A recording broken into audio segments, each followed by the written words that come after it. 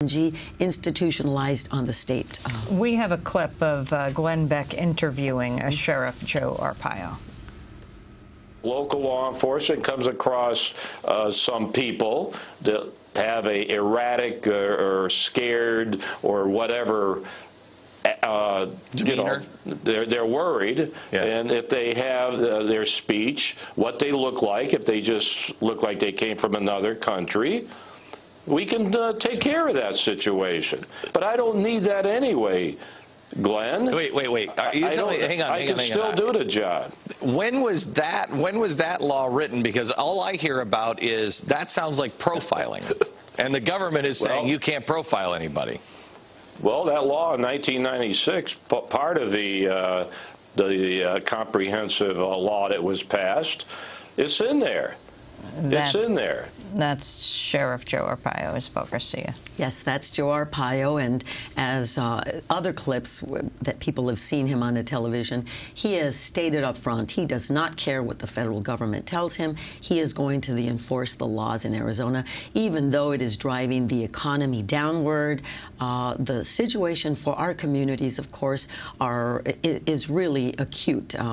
People yesterday were scrambling, didn't send people to school, didn't go to work, and of course the south side, where my mother still lives, was under full-out assault. That's the south side of Tucson. Absolutely. Under the guise of going after a few shuttle companies. Come on, 800 ICE agents together with U.S. Marshals, local police officers, stopped traffic in that part of town. Well, there was an expectation by many supporters of Barack Obama that once he got into office, these massive type raids would stop and that there would be some effort at some kind of comprehensive immigration reform. There's been some now increased talk about it in recent weeks. What is your assessment of the first year of the Obama administration and your hopes for some kind of change in immigration policy in the future? Well, unfortunately, under the Obama administration, we've seen more deportations than under any other administration. Not that he's more anti-immigrant, but Democrat administrations as well as Republican administrations have continued to build the enforcement buildup, and therefore it's not a surprise to us that there's more and more deportations. Unfortunately, this administration is responsible for yesterday's assault on our community.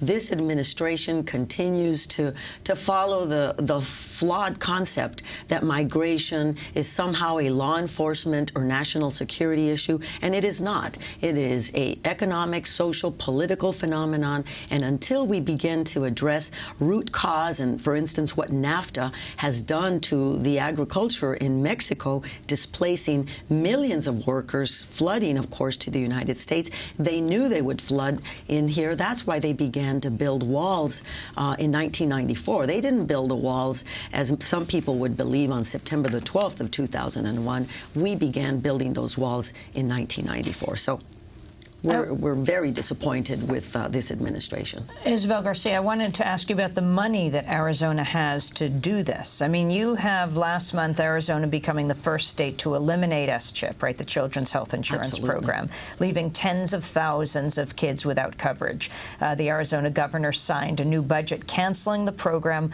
which covered 47,000 low-income kids. The move coincided with cuts to Medicaid coverage for childless adults, dropping an additional 310,000 people from the rolls.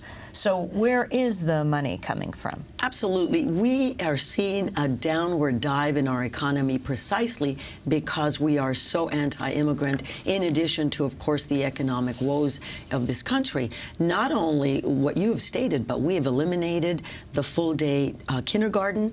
We're at the bottom of the list in terms of the states for funding for education. We have eliminated wholesale all funding for GED, adult education, and the cuts go on and on.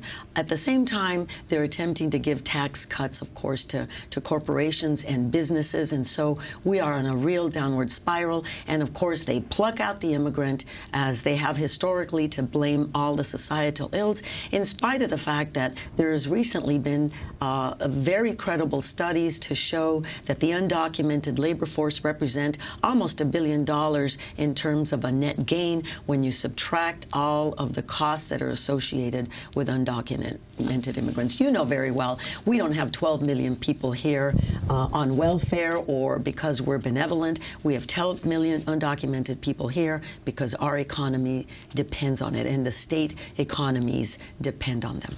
And Janet Napolitano, obviously the head of Homeland Security, is your former governor. Absolutely. Did you have any expectation that she would be take on these kind of policies when she was governor? We knew she became the Department of Homeland Security Secretary precisely because of her war on immigrants. She, too, is quite responsible for the buildup in Arizona. She signed, as she stated, the toughest employer sanction laws that now have been copied by Mississippi and other states. She signed a bill making workers criminals, agreeing to sign the bill that says if you use a fictitious Social Security number, of course contributing to the Social Security Suspense Fund, over $200 billion worth, that you are guilty of being an aggravated identity thief.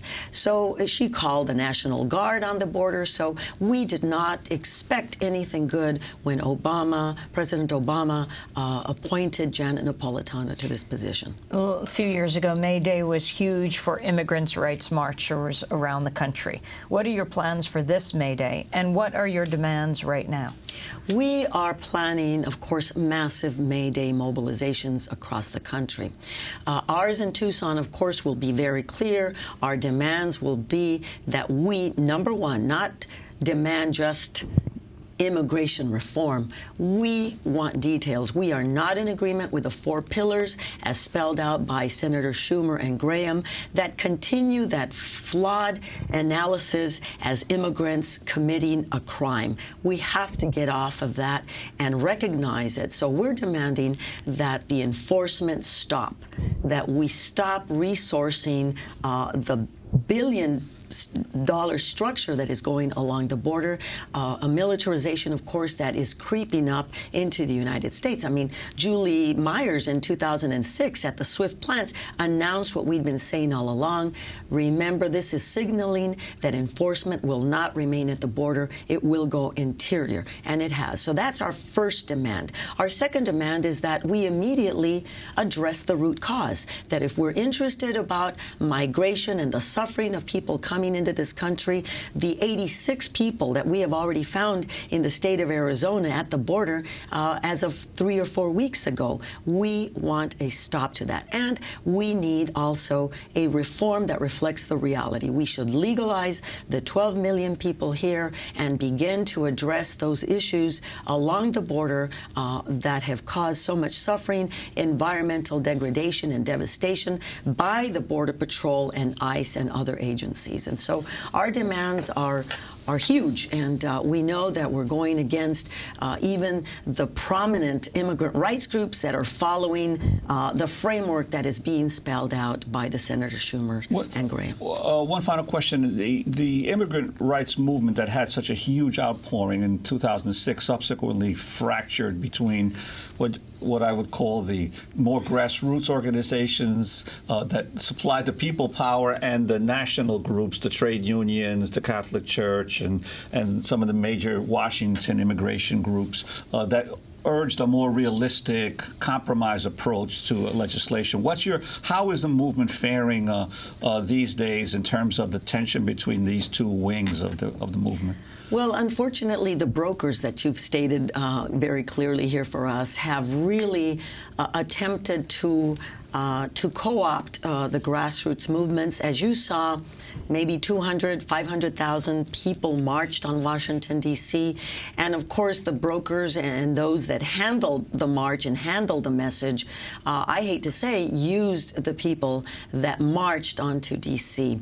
I think that there is a great opportunity for the grassroots immigrant rights people to actually come forward now, because people are questioning, what do you mean I should just call and ask for comprehensive immigration reform? What does that mean? We will not accept any reform, and we can see that the millions and millions of dollars that have been spent by these organizations promoting a campaign type rather than a movement-building, phenomenon.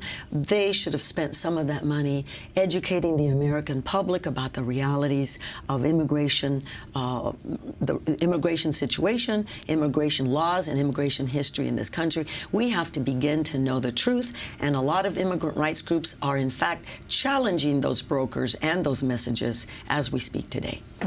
I think it is very important to point out that weekend, it was the anniversary of the invasion of Iraq weekend, the march in Washington, 200 to 500,000 immigrant rights protesters, the comparison of the size of that to the Tea Party rally that also took place, and then you compare the coverage of the couple thousand people at the Tea Party rally versus the 200 to 500,000 people who rallied for immigrants' rights. I think most people in this country did not realize that was going on. Absolutely. This is Democracy Now! Isabel Garcia, thanks so much for being with us, co-chair of Coalición de Derechos Humanos, a coalition for human rights, which is based in Tucson, Arizona. We're glad to have you here in New York for a few minutes.